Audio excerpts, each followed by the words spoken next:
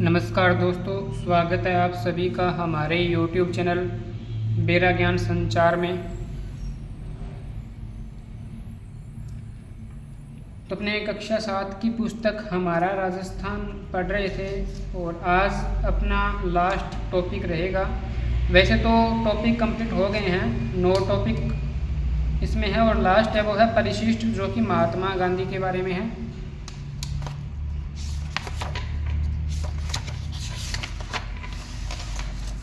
ये यहाँ पर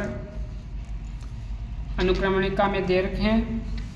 अध्याय 9 तक तो अध्याय है और 10 नंबर परिशिष्ट है जो महात्मा गांधी के बारे में है। तो 9 अध्याय मैंने आपको कंप्लीट करवा दिए हैं। जिन स्टूडेंट ने इन 9 अध्यायों की क्लासें नहीं देखी है वो ज़रूर देख लें। प्लेलिस्ट में जाओगे तो वहाँ पर आपको हमारा राजस्थान कक्षा 7 के नाम से प्लेलिस्ट मिलेगी, उसमें आपको ये सभी क्लासें मिल जाएगी। तो ये परिशिष्ट वाला भी मैं आपको पढ़ा देता हूँ, जो कि महात्मा गांधी के बारे में है। वैसे 9 अध्याय है, ये तो अपने राजस्थान जीके से संबंधित हैं और लास्ट में इन्होंने ये परिशिष्ट दिया है महात्मा गांधी। तो ये भी मैं आपको करवा ही देता हूँ, फिर अपना जो ये बुक है ये कंप्लीट हो जाएगी। खुद वो बदलाव बनिए जो आप दुनिया में देखना चाहते हैं, ये महात्मा गांधी ने कहा है, यानी महात्मा गांधी का कोट है। तो चलिए शुरू करते हैं महात्मा गांधी के बारे में। गांधी जी ने अपनी आत्मकथा में अपने जन्म से लेकर 1920-21 तक की घटनाओं के बारे में लिखा है। पोरबंदर के शुरुआती दिन, स्कूली जीवन का लड़कपन और 13 साल की उम्र में ही शादी हो जाने की घटनाओं का उन पर प्रभाव से इस महान व्यक्तित्व को करीब से समझा जा सकता है। साथ ही उस समय के देश के वातावरण और सामाजिक जीवन की झलक दिखाई देती है। गांधी जी ने अपनी पत्नी को बताकर ब्रह्मचर्य का व्रत भी ले लिया था। राजनीति में उनके द्वारा किए गए सत्य, अहिंसा और सत्याग्रह के सफल प्रयोगों की जानकारी मिलती है। यहाँ हम गांधी जी के एक प्रयोग का उनके शब्दों में ही अध्ययन करेंगे। तो यह है साथी। ब्रज किशोर बाबू और राजेंद्र बाबू की तो एक अद्वितीय जोड़ी थी। उन्होंने अपने प्रेम से मुझे इतना पंगु बना दिया था कि उनके बिना मैं एक कदम भी आगे नहीं जा सकता था।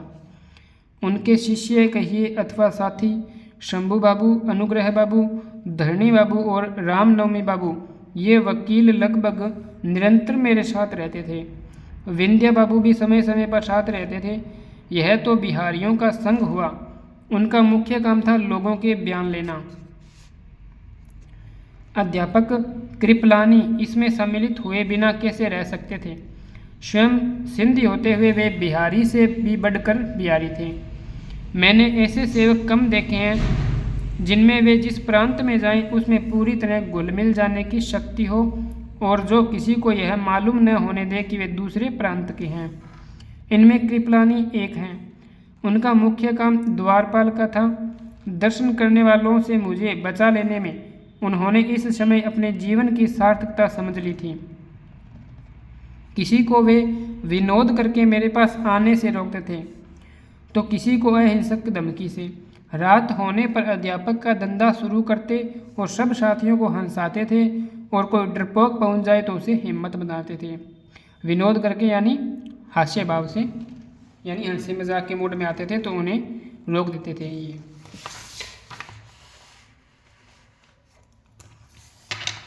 मौलाना मजहरुल हक ने मेरे सहायक के रूप में हक दर्ज करा रखा था और वे महीने में 1-2 बार दर्शन दे जाते थे। उस समय के उनके ठाट बाट और दबदबे में और आज की उनकी सादगी में ज़मीन आसमान का अंतर है। हमारे बीच आकर वे हमसे हृदय की एकता साध जाते थे, पर अपनी साहिबी के कारण बाहर के आदमी को वे हमसे अलग जैसे जान पड़ते थे। जैसे जैसे मुझे अनुभव प्राप्त होता गया वैसे वैसे देखा कि चंपारण में ठीक से काम करना हो तो गाँव में शिक्षा का प्रवेश होना चाहिए। लोगों का अज्ञान दयनीय था। गाँवों के बच्चे मारे मारे फिरते थे अथवा माता पिता 2 या 3 पैसे की आमदनी के लिए उनसे सारे दिन नील के खेतों में मजदूरी करवाते थे। उन दिनों वहाँ पुरुषों की मजदूरी 10 पैसे से अधिक नहीं थी। स्त्रियों की 6 पैसे और बालकों की 3 पैसे थी। 4 आने की मजदूरी पाने वाला किसान भाग्यशाली समझा जाता था। साथियों से सलाह करके पहले तो 6 गांवों में बालकों के लिए पाठशालाएं खोलने का निश्चय किया। शर्त यह थी कि उन गांवों के मुखिया मकान और शिक्षक का भोजन व्यय दे, उसके दूसरे खर्चे की व्यवस्था हम करें। यहाँ के गांवों में पैसे की विपुलता नहीं थी, फिर अनाज वगैरह देने की शक्ति लोगों में थी, इसलिए लोग कच्चा अनाज देने को तैयार हो गए थे।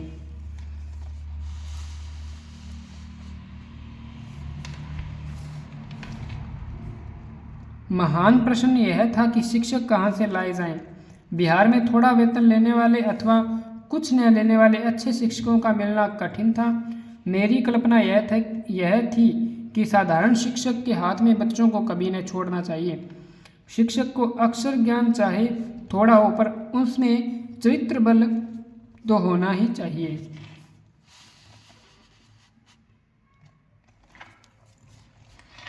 इस काम के लिए मैंने सार्वजनिक रूप से स्वयं सेवकों की मांग की।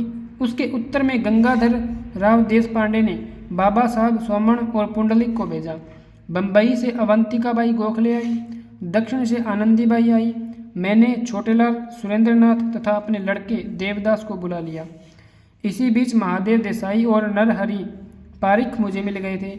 महादेव देसाई की पत्नी दुर्गा बहन और नरहरि पारिख की पत्नी मणि बहन भी आई। मैंने कस्तूरबाई को भी बुला लिया। शिक्षकों और शिक्षिकाओं का इतना संग काफ़ी था। श्रीमती अवंतिकाबाई और आनंदीबाई की गिनती तो शिक्षितों में हो सकती थी, परंतु मणि बहन पारिख और दुर्गा बहन देसाई को सिर्फ थोड़ी सी गुजराती आती थी। कस्तूरबाई की पढ़ाई तो नहीं के बराबर ही थी। ये बहनें हिंदी भाषी बच्चों को किस प्रकार पढ़ाती। चर्चा करके मैंने बहनों को समझाया कि उन्हें बच्चों को व्याकरण नहीं बल्कि रहन सहन का तौर तरीका सिखाना है।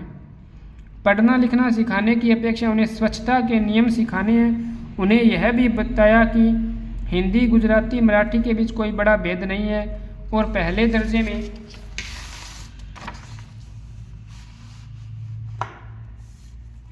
दर्जे में तो मुश्किल से अंक लिखना सिखाना है, अतएव उन्हें कोई कठिनाई होगी ही नहीं। परिणाम यह निकला कि बहनों की कक्षाएं बहुत अच्छी तरह चली। बहनों में आत्मविश्वास उत्पन्न हो गया और उन्हें अपने काम में रस भी आने लगा। अवंतिकाबाई की पाठशाला आदर्श पाठशाला बन गई। उन्होंने अपनी पाठशाला में प्राण फूंक दिए। उनकी योग्यता भी काफ़ी थी। इन बहनों के द्वारा गांवों के स्त्री समाज में भी हमारा प्रवेश हो सका था। पर मुझे पढ़ाई की व्यवस्था करके ही रुकना नहीं था। गांव में गंदगी की कोई सीमा न थी। गलियों में कचरा, कुओं के आसपास कीचड़ और बदबू, आंगन इतने गंदे कि देखे न जा सके। बड़ों को स्वच्छता की शिक्षा की जरूरत थी। चंपारण के लोग रोगों से पीड़ित देखे जाते थे। जितना हो सके उतना सफाई का काम करके लोगों के जीवन के प्रत्येक विभाग में प्रवेश करने की हमारी वृत्ति थी। इस काम में डॉक्टरों की सहायता की जरूरत थी, अतएव मैंने गोखले की सोसाइटी से डॉक्टर देव की मांग की। उनके साथ मेरी स्नेह गांठ तो बंध ही चुकी थी। 6 महीनों के लिए उनकी सेवा का लाभ मिला। उनकी देखरेख में शिक्षकों और शिक्षिकाओं को काम करना था। सबको यह समझा दिया गया था कि कोई भी निलहों के विरुद्ध की जाने वाली शिकायतों में न पड़ें, राजनीति को न छुएं। शिकायत करने वालों को मेरे पास भेज दें। कोई अपने क्षेत्र से बाहर एक कदम भी न रखें। चंपारण के इन साथियों का नियम पालन अद्भुत था। मुझे ऐसा कोई अवसर याद नहीं आता जब किसी ने दी हुई सूचनाओं का उल्लंघन किया हो। तो ये है सत्य के प्रयोग मेरी आत्मकथा से उद्धृत। तो ये इतना ही था सत्य मेरे प्रयोग से, जो मैंने आपको पढ़कर बता दिया इस क्लास में। तो इसमें अपने राजस्थान जीके से संबंधित ये इम्पोर्टेंट नहीं है, परंतु फिर मैंने आपको ये पढ़ा दिया। लास्ट परिशिष्ट था। तो अपनी ये पुस्तक कंप्लीट होती है हमारा राजस्थान कक्षा 7, जो कि भाग 2 है। और इससे पहले मैंने हमारा राजस्थान कक्षा 6 भाग 1 को कंप्लीट करवा दिया है। तो उसके भी 10 चैप्टर थे, वो 10 क्लासों में कंप्लीट करवा दिए। इसके भी परिशिष्ट समेत 10 चैप्टर बनते, ये भी मैंने कंप्लीट करवा दिए। नेक्स्ट अपने करेंगे हमारा राजस्थान कक्षा 8 की पुस्तक जो भाग 3 है वो भी अपने कंप्लीट करेंगे। तो आप ये क्लासें ज़रूर देखें, इससे पहले वाले जिन्होंने नहीं देखी है, और इन सभी क्लासों को आप लाइक एंड शेयर ज़रूर करेंगे। और जो भी चैनल पर नए हैं वो चैनल को सब्सक्राइब कर बेल आइकन को प्रेस ज़रूर करें, ताकि नई क्लास का नोटिफिकेशन आप तक पहुंच जाए।